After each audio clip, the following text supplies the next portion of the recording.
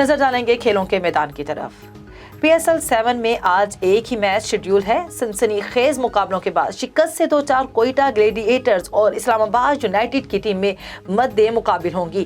National stadium Karachi میں cricket بہار کے 8ویں روز گلیڈی eaters اور یونائیٹڈ کے مابین میچ کا بغل شام 7:30 بجے ہوگا۔ اس سے پہلے ایونٹ کی ناقابل شکست اور دفاعی چیمپئن ملتان سلطانز نے اپنی دھاک خوب بٹھائی۔ کوئٹہ گلیڈی ایٹرز اور پھر اسلام آباد یونائیٹڈ کو اعصاب شکن مقابلے میں دھول چٹائی۔ PSL 7 کے نمبر 1 ٹیم سے اپنے آخری دونوں میچز میں شکست سے دوچار ٹیمیں جیت کا عزم لیے ان ایکشن ہوں گی۔ تیاریاں مکمل، پلان بھی فائنل کر لیے گئے۔ سرفراز 11 کے سپر سٹار شاہد آفریدی سپر فٹ ہو گئے، انہوں نے نمائندگی ملنے کا امکان ہے۔ دوسری جانب شاداب خان بھی اپنی اور ٹیم کے آل راؤنڈر کی کارکردگی سے کامیابی پر نظریں جمائے ہوئے ہیں۔ انٹرنیشنل کرکٹ کونسل ICC نے سال کے بہترین کھلاڑیوں کے ایوارڈ جیتنے والوں کے نام جاری کر دیے۔ محمد رضوان نے T20 اور بابر اعظم نے ون ڈے کا اعزاز اپنے نام کیا تھا۔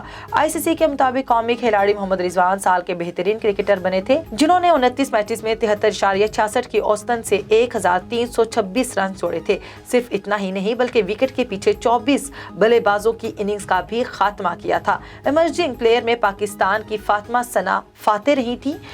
ون ڈے کرکٹ کے بہترین کھلاڑی کا ایوارڈ بابر اعظم کے نام رہا، انہوں نے 2 تگڑے سینکڑوں کی مدد سے 405 رنز بنائے تھے۔ Cricketer of the year award Shaheen Afridi نے جیت لیا۔ انگلش کرکٹ بورڈ CCB کے مینز ٹیم کی مینیجنگ ڈائریکٹر ایشلے جائلز کو ایشز میں انگلینڈ ٹیم کے مایوس کن کارکردگی کی وجہ سے عہدے سے برطرف کر دیا گیا ہے۔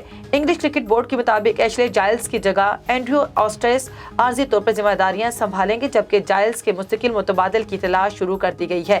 ECB کی chief executive officer Tom Harrison کا کہنا ہے کہ گزشتہ 3 سالوں میں انگلینڈ مینز کرکٹ میں ایشلے جائلز کے عزم اور تعاون کے لیے ان کے بہت مشکور ہیں۔